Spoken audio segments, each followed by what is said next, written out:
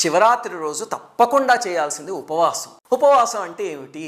దానికి 2 అర్థాలు ఉన్నాయి. ఒకటేమో మనం అస్తమాను వాడుకునే అర్థం, మనకు అందరికీ తెలుసు ఏమిటంటే అన్నం మానేయడం. ఒక రకంగా ఏదైనా తినడం మానేసి ఉపవాసం చేయడం మంచిది. ఎందుకంటే మీరు సైంటిఫిక్గా చూస్తే కనుక శరీరంలో కొవ్వు ఇలాంటివి ఉంటాయి కదా, అవి కొన్ని కరుగుతాయి, దానివల్ల ఆరోగ్యం బాగుపడుతుంది. అలాగే విపరీతంగా తినేస్తే నిద్ర వస్తుంది తప్ప భగవంతుడి మీద మనస్సు నిలవదు. అందుకని ఉపవాసం అనే దాన్ని మన ప్రతి పండక్కి మన ఋషులు లింక్ చేసి పెట్టారు. కానీ గుర్తుపెట్టుకోండి, అలా మానేసేసి మధ్య బీపీలు షుగర్లు ఉన్న వాళ్ళందరూ కటిక ఉపవాసం చేద్దామని పట్టుదలతో కూర్చుని పక్క రోజు వెళ్ళి హాస్పిటల్లో చేరుతున్నారు, సెలైన్లు పెట్టించుకుంటున్నారు.